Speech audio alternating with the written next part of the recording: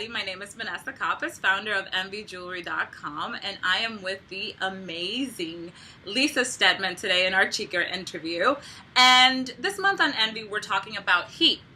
And as you know, it's not heat about the weather. It's about that inner heat that we women have inside ourselves to express who we are and to live a more meaningful life. So, Lisa is not only a best-selling author, she's also a speaker and coach, mentor, all those good, yummy words we could use to describe just amazing people doing amazing things for other women. And I had the opportunity of meeting Lisa personally at a speaking engagement a couple of months back. And one of the things that just stuck in my head is her audacity to just be herself and, you know, say, this is me, here I am, you take it or leave it. And you know, and I that's what I want you to share with our audience today. What is that? What is heat to you, Lisa? And in your language, though, you call it the woohoo. What is that? So I call it the woohoo because obviously my company's Woohoo Inc., but really it starts with the woohoo within. And what you're calling heat, I'm just going to call that sizzling woohoo within. So when we connect to that, and what I mean by this is it's the voice inside that's directing us if we're willing to listen. Now, some of us are totally disconnected from it. Yeah. Some of us are tuning it out. And some of us, that woohoo within is so loud, it's like yelling and it's right here and we're still kind of terrified of it. Yeah. So I'm inviting everyone to tune in today and really listen to what is that woohoo within saying. And I want to give a couple examples because I think it's really important to clarify that it's not just about business. Yeah. Now it can be. My first woohoo within was I have this brilliant book idea and I don't know what to do and I'm scared to follow it on the journey it's going to take me on. That turned into my first best-selling book. So I'm glad I went on that journey. But sometimes the woohoo within is this relationship has to end. Yeah. And I've been there. Yeah. Sometimes the woohoo within is, I really want to have a baby. Yeah. And, you know, I've been doing the career thing. Now it's time for the baby thing. And that's a beautiful and bold declaration for a woman who's always been about her career. I have a lot of clients like that, and I support and celebrate that. Yeah. And the woohoo within or that heat can also be, you know what, I have this brilliant idea, and if I follow it, and I call it into kind of like the dark cave that you haven't discovered yet, Yeah. if I follow it into that dark cave with my little flashlight, something might actually change in my life. This may be my $1 million idea, Right. and it's up to me to honor it, listen, tune in, and take action. Yeah. So how do you embody that? How do you embody that woohoo or that heat? And why is it important to do it and not be apologetic about it? And, you know, not be like, well, excuse me, but I am, you know, this is the way I am. And I'm sorry for that. Like, why is it important? So here's why it's important. And I'm going to use myself as an example. Yeah. When I was probably about 30, I'm 39 now, so I'm giving away my age. When I was 30, I was afraid to smile in public because I thought somebody would literally walk up to me and be like, why are you happy? So, you know, now the woman you know today would never think that. Yeah. So this is the evolution. So sometimes when it comes to embodying our brilliance, it really is about giving yourself permission to express it. Yeah. And let's use you as an example, Vanessa, because you so brilliantly embody your passion, your creativity. I have your jewelry. You're amazing. Thank you. And you said to me at one point, I don't own it on the inside. Yeah, I have a hard time. Yes, Yeah, I do. so it's really important to own it on the inside and the outside and do a little faking till you make it. You know, It's very Dr. Phil, fake it till you make it. Because in the beginning, it's going to be like an unflexed or unused muscle. It's going to be uncomfortable. It's not going to feel all that great.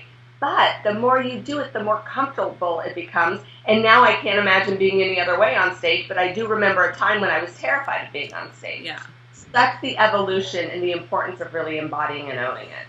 You talk a lot about Beyonce and her Sasha Fierce persona, and that's a comparison that's just very, you know, vivid, and I think we've all heard of it.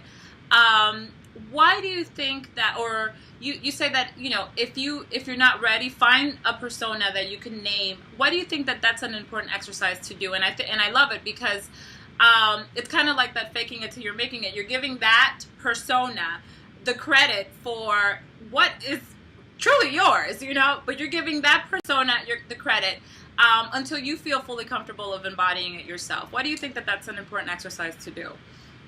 Well, it is the faking it till you make it, and giving yourself permission to be bolder, more audacious, maybe bigger, louder. A lot of us got told as a kid or somewhere along the journey that it wasn't okay to stand out. We were supposed to fit. Yeah. That it wasn't okay to be loud. We were supposed to be quiet. That it wasn't okay to have an opinion. We were supposed to be well behaved. And I'm giving everyone an opportunity today to claim the right to be inappropriate sometimes. So the reason I use Beyonce and Sasha Fierce as an example is she's such a great illustration, Beyonce and her alter ego, of why sometimes it's important to fake it till you make it. Yeah. You know, sometimes you really need to create that alter ego, and I'm actually teaching a class right now, and my students are all creating their alter egos, and like Sasha Sizzle Pants or whatever it is. So you have permission, maybe you can't get on a stage and really celebrate yourself and shake your booty like Beyonce does, but what alter ego could, if it was appropriate. Not everybody should be shaking their booty on stage. Well, I love that because, you know, it just gives you kind of like that permission to say, okay, well, it isn't me, but it really is me. But, and then you really go out and do what you're intending to do for yourself. So what would be your one advice for a woman that's trying to embody her heat, to really fully own it? What would be the first step?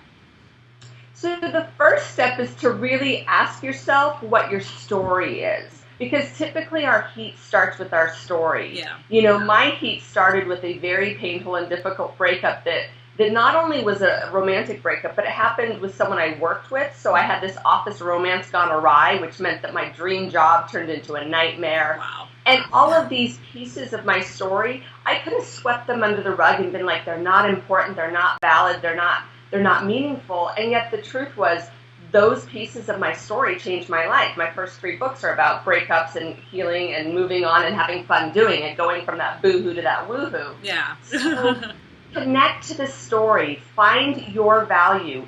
Really remember what you're here to do. Celebrate who you are. And I know this is more than one thing, but it's all really going back to connecting to your own story and why you are doing what you're doing, whether it's personally or professionally. Yeah. Just reconnect to that. That's you know, that's amazing that you say that, and because relating it to myself, you know, the reason why I started my business was as a way for me to deal with postpartum depression. And I remember being very hush-hush about it the first, you know, year, just like, oh, you know, I like to make jewelry and like going about it. But in reality, you know, jewelry making became therapy. And the fact that it was allowing me to connect to other women was the reason why, you know, it catapulted into something bigger than I had even, you know, thought for myself 2 years ago.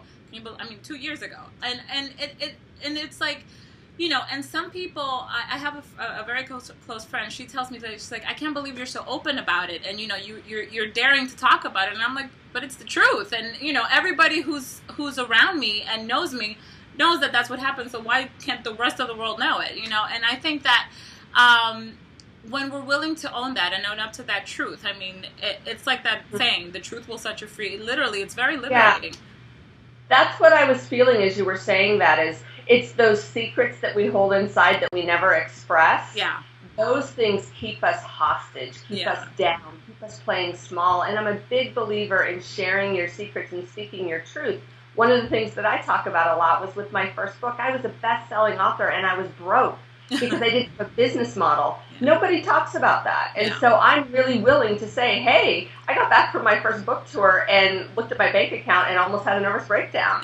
So it's really being willing to lead the charge fearlessly, and not without fear, but in the face of fear, how do you move through it and still lead the charge, still say, you know what, I was depressed after my pregnancy, and that's actually very normal, and this is what I did to heal it. And by the way, in your case, Vanessa, the jewelry heals others. Because I got to tell you, I have a necklace of yours that when I rock that, I've got my Sasha Fierce on.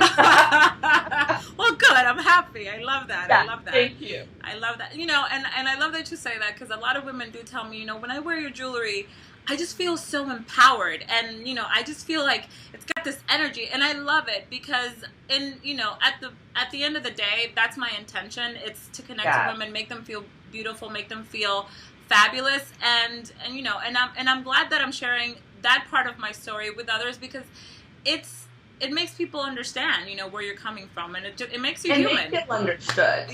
Yeah. They feel really understood and supported, and that's the value of sharing our stories. Yes. Well, I have to say, I thank you so much, Lisa, for for spending this, you know, these couple of minutes with me today and sharing your knowledge and your heat and your woohoo with the rest of the world, because I do feel that, you know, if a lot more women just really owned it, and you know, we could help each other out so much more, and you know, it's so important to just own it and share it with the world, because that's what we're here to do. We're here to share our gifts. I agree, and thank you for leading the charge. This is awesome. Thank you. We'll see you next time. Take care. Bye. Single ladies, all the single ladies, all the single ladies.